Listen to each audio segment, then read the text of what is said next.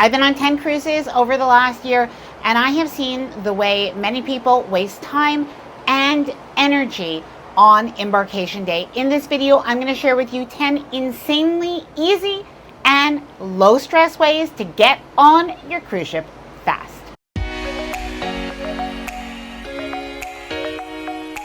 Hi there, I'm Ilana from the website lifewellcruise.com. Welcome back to my channel.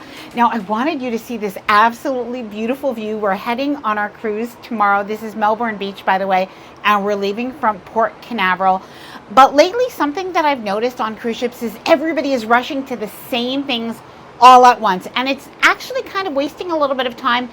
And I think more importantly, people are having a little bit of anxiety or stress about it. So I did want to share with you some tips and tricks that are really going to work to make your embarkation day better. And ideally, if you're anything like me, it's going to get you onto that cruise ship having your first drink in about 15 minutes. Now, before I get started, I did want to mention that if you like this video, if you find it helpful, informative, or enjoyable in any way, then please do give this video a big thumbs up. I really do appreciate it. And please subscribe to the channel if you haven't done so already. Let's get started. All right, I'm going to start off with one that might be a little bit controversial, but it is, you can actually wait for your muster drill. You do not need to do it first as soon as you board your cruise. Now, I have to admit, over the last year or so, most of the time we do our muster drill first. We just like to knock it out, get it out of the way. But as we've been doing this, we've noticed that sometimes we've had a little bit of a line for the muster station check-in. Not a very big line, but we've realized that if we go and have a drink first or go and eat lunch first, you know what? That muster station is still there an hour later. And I'm talking about especially since we do board in usually the earliest group. We try to get to the port as early as possible. We actually do have a long period of time. So it is okay to not do your muster station check-in immediately. Don't wait too long, but you can get back to it about an hour later, and that is still going to be okay. All right, number two, we're backtracking just a little bit to boarding onto the cruise ship, not getting into the right line when you're at the embarkation terminal. Now, what do I mean? Well, there's going to be usually a line for people who have not done their online check-in. You do not want to be in that line.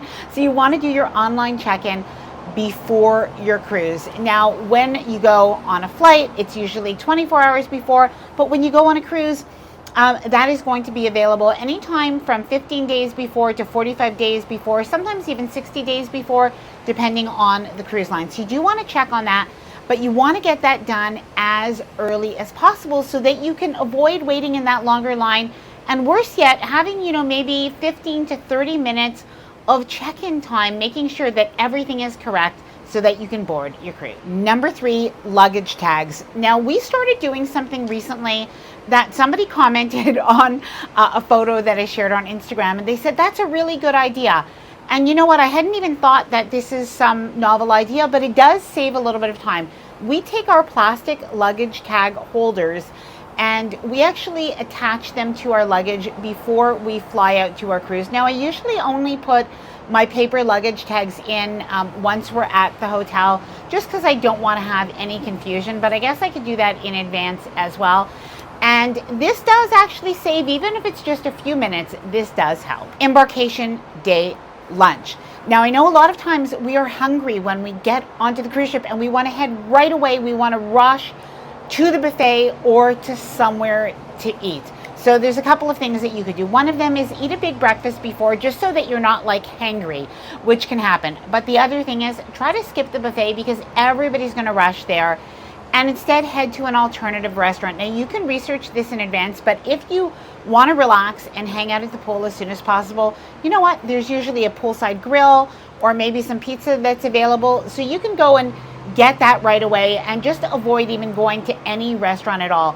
But otherwise, consider a sit-down restaurant, and it can be an included sit-down restaurant like the main dining room that's often open, or even a specialty restaurant that may have an embarkation day lunch that is discounted. Avoid rushing to your cabin. Now, I think this is something that a lot of people do for a couple of reasons, but research your cruise ship first and just find out, is your cabin going to be available to at least drop off your carry-on bag? Some cruise ships do have this: Princess, Celebrity, Holland America often, but Carnival, Norwegian Cruise Line, Royal Caribbean, oftentimes the cabins on those ships are available to actually go into somewhere between 1 and 2 o'clock. And you know what? You don't want to be one of those people who's just waiting outside, the elevator banks for your cabin to open because you just have too much luggage with you. So in that case, what you'll want to do is actually board the cruise ship with a minimal carry-on bag. Now, I usually do have a rolling carry-on bag and a carry-on bag. And in part, that's because I have some different equipment that I bring on. And, well, that's just the way that I like it. But definitely, if you want to go to the pool, if you want to explore the cruise ship, I would consider instead bringing a backpack or just like a beach bag so you don't carry around a lot of stuff. Speaking of luggage, I do want to share with you a mistake that I have heard of people making recently. It seems like there is a little bit of a beginning trend of some people saying, you know what, it's better to bring all of your luggage on embarkation day onto the cruise ship, like your checked luggage. And you definitely do not want to do this for a couple of reasons. First of all, there is very little chance that your luggage is not going to make it on board to be delivered to your cabin. So why lug that onto the cruise ship? But the second reason is because once you get onto the cruise ship, the elevators are actually quite full with people all boarding around the same time. So it can be really challenging to be able to bring your luggage actually up to your cabin. And unless you can carry your luggage up the stairs, this is probably a bad idea. Plus, if your cabin's not available right away, you're actually lugging that luggage around with you, stopping you from enjoying your first day fully. Which brings me to an elevator tip that a lot of people just don't seem to be aware of. And by the way, this is going to work even during your cruise, not just on embarkation day. Most cruise ships are going to have 2 or 3 elevator banks: your central, your forward, and your aft or in the back. For whatever reason, these central, which makes a lot of sense, your midship elevators are always going to be the most used. They are going to be the busiest, and especially on embarkation day. And the forward otherwise. But the aft typically is going to be less busy. So not only on embarkation day, but even other times, if you want a less busy elevator so that you can get to your location faster, choose that one. Purchase your packages online in advance before your cruise. Now, I don't know why this happens, but every cruise we see people that are in line buying drink packages, buying their Wi-Fi packages, booking their specialty restaurants. These are all things that you could do in advance, and this way you do not have to waste time on your embarkation day. And as a bonus, you're typically going to save 10 to 20% or more by doing this in advance and not doing it on the first day of your cruise. Go to a bar that is not busy. There are always going to be a couple of bars that are busy or on embarkation day, usually a central bar and the pool bar. But you know what? If you just walk to a different bar, even if you are on the top deck, you are going to find some that are less busy, and that bartender is going to be able to serve you more quickly so that you do not have to stand in line. Pre-arrange your embarkation morning transportation. Now, of course, make sure that you fly in or you arrive into the cruise port area a day in advance. That is really common advice, and it really holds true.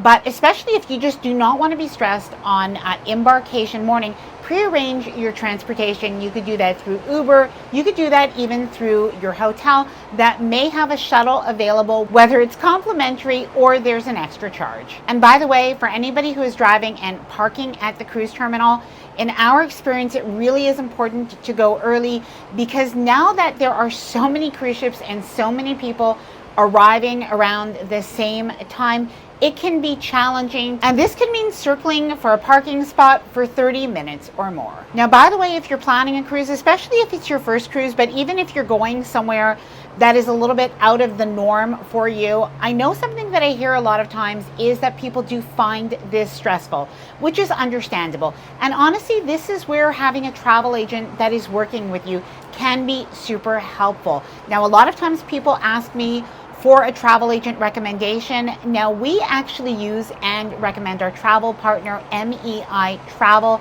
Now, they are absolutely wonderful. They're an agency with over 100 travel advisors nationwide. And something that a lot of people don't realize is there's actually no extra charge or higher cost to work with them. Now, there's a couple of ways that an MEI travel advisor can work with you. You can go on MEI Travel's website and you can search for cruises yourself if you're somebody who likes to do a little bit of that online shopping, but you can also ask for a quotation or for somebody to give you a call back or to send you an email. Now, in addition to booking your cruise, MEI Travel can help you with your flights, your hotel reservations, and your insurance needs. And one of my favorite parts, and it's a little bit of a cruise hack, is if the cost of your cruise goes down before you make your final payment, most of the time the cruise line is going to honor that lower price. Well, MEI Travel is actually able to track that for you, and they will apply any discounts to your account. Now, I'll leave a link to MEI Travel's website down below, as well as a quotation form